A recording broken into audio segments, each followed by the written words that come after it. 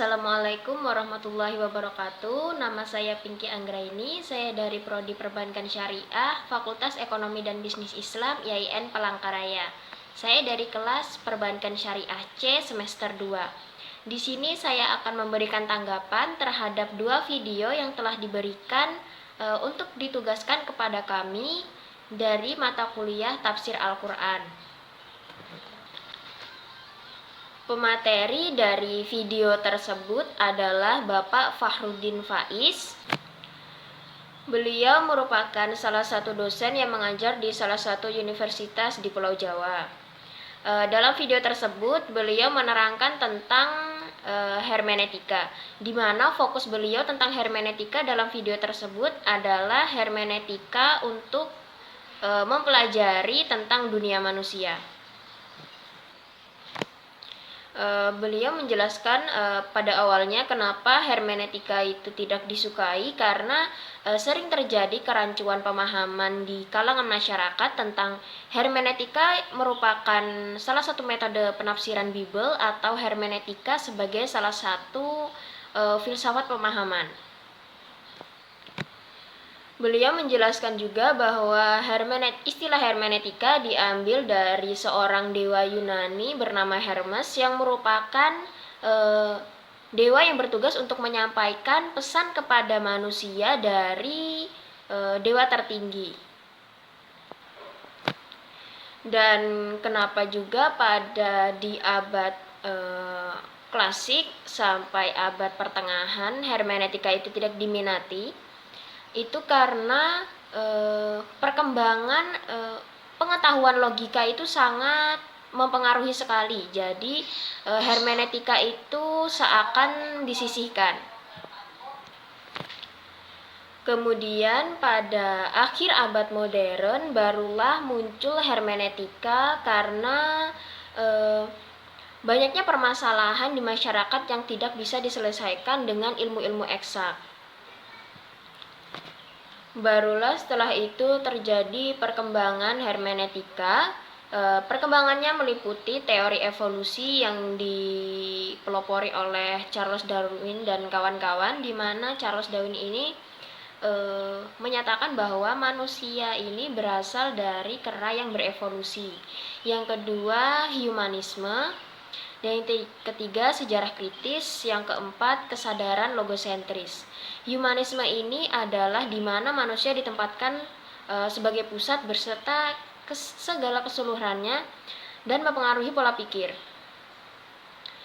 Kemudian sejarah kritis, kemungkinan orang baru sadar apabila sejarah itu sebenarnya disampaikan sesuai dengan versi yang menyampaikan sejarah tersebut.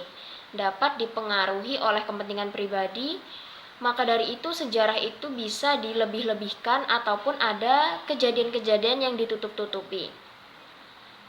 Kemudian kesadaran logosentris. Kesadaran logosentris itu di mana pola pikir manusia itu sebenarnya sudah terpola sejak awal. Oleh karena itu, pemikiran antara manusia satu dan manusia lainnya itu berbeda-beda. Dan dari perkembangan terbaru hermeneutika tersebut, muncullah asumsi-asumsi pembuka hermeneutika, yaitu seperti antroposentrisme, yaitu di mana manusia ditempatkan sebagai pusat. Dan yang kedua, progresivitas, yaitu di mana di dalam dunia ini kita harus memiliki perkembangan dan juga kemajuan. Dan yang ketiga itu adalah pluralitas, atau yang berhubungan dengan segala keberagaman, baik itu seperti manusia, beragam suku, bangsa, dan lain-lain. Mengapa bisa muncul hermeneutika modern? Yang pertama alasannya karena ada kesadaran akan pentingnya ilmu kemanusiaan dan satu keinginan untuk mempertahankan ilmu tersebut sebagai yang berbeda dari ilmu kealaman. Dan yang kedua, adanya perhatian yang serius terhadap problema pemahaman teks yang berasal dari masa lalu. Dan yang ketiga itu munculnya berbagai permasalahan yang memang tidak bisa diselesaikan dengan ilmu kealaman. Pemateri juga menjelaskan bahwa hermeneutika itu adalah the process of being to understanding atau proses pemahaman, di mana proses pemahaman tersebut sangat dipengaruhi oleh bahasa, karena bahasa merupakan suatu hal yang sangat penting sekali bagi manusia, yaitu dalam berkomunikasi. Bahasa mempengaruhi bagaimana berbicara, berpikir, dan juga memahami sesuatu yang disampaikan. Untuk asumsi-asumsi dari hermeneutika sendiri, ada beberapa asumsi, yaitu yang pertama, manusia adalah self-interpreting being, atau manusia adalah sesuatu yang menafsirkan atau aktivitas sehari-hari dalam menafsirkan. Yang kedua, manusia itu terbentuk oleh sejarah dengan bahasa. Yang ketiga, manusia itu sifatnya dialogis atau dialektis. Dan yang keempat, dunia tempat kita tinggal adalah satu konstruksi mental yang kita bentuk sendiri dengan perspektif subjek kita. Dan yang setelahnya, pemahaman kita tentang dunia, penerimaan kita terhadap makna yang ada di baliknya ditentukan oleh pengalaman hidup yang kita miliki.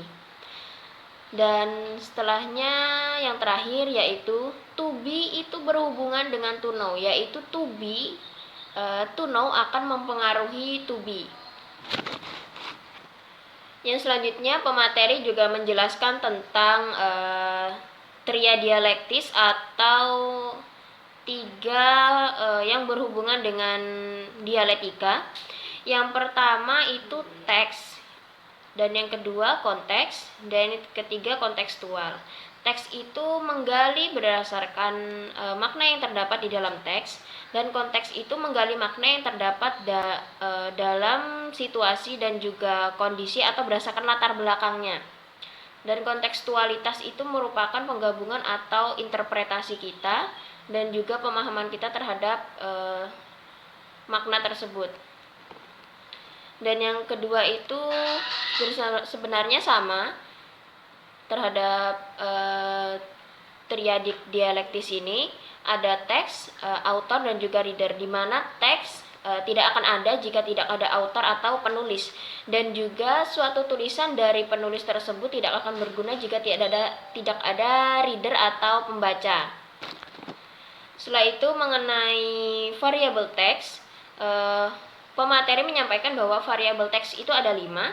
Yang pertama, teks dan makna objektifnya, dan yang kedua, konteks historis sekitar kelahiran teks, dan yang ketiga, konteks biografi pengarang dan juga kepentingan memproduksi teks tersebut, dan yang keempat, konteks biografi dan kepentingan membaca teks, dan yang terakhir, aplikasi dan implikasi hasil interpretasi dari teks tersebut. Sedangkan dalam video kedua, pemateri menyampaikan mulai masuk kepada materi hermeneutika, di mana beliau yang pertama menjelaskan tentang level pembacaan hermeneutika. Yang pertama itu level literal, atau mengurangi makna asli yang terdapat dalam teks atau suara dalam dialog. Yang kedua, level ontologis, yaitu mengurangi makna dalam kondisi ontologis autor.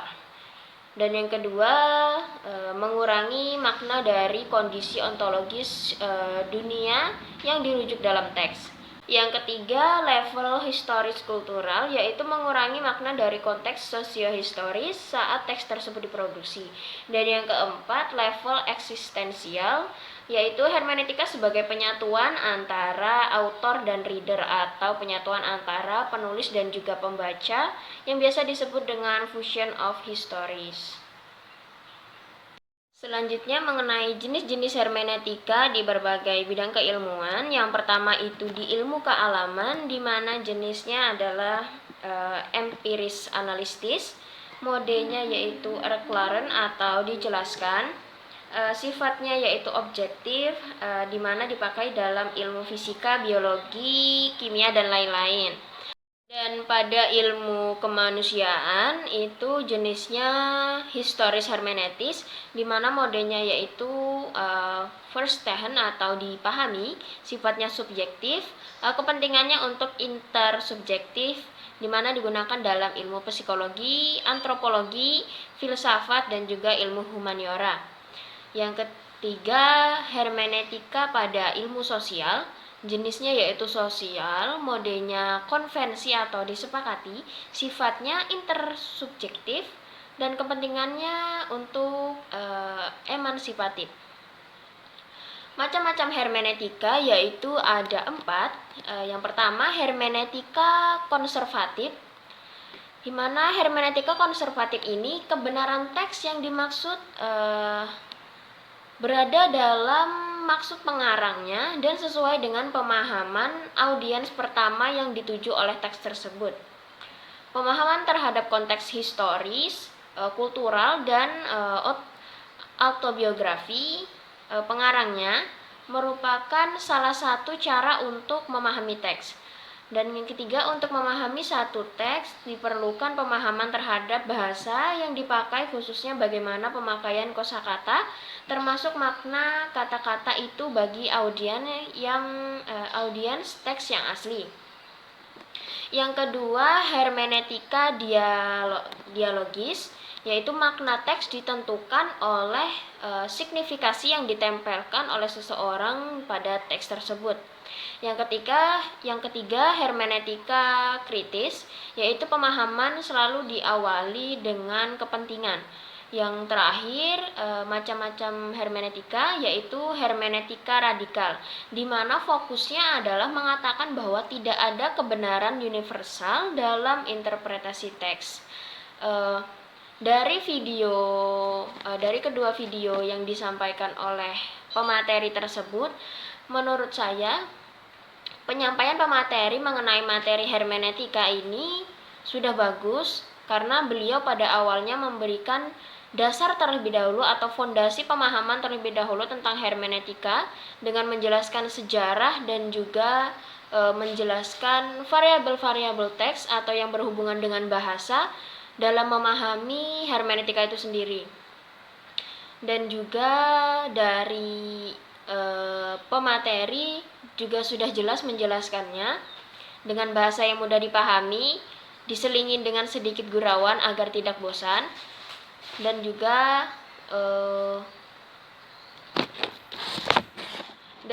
pemateri menjelaskan dari awal perkembangan hermeneutika sampai ke macam-macam hermeneutika, yaitu juga menjelaskan tentang bagaimana dahulunya hermeneutika kenapa tidak disukai, dan juga perkembangan hermeneutika sampai sekarang dapat disukai lagi.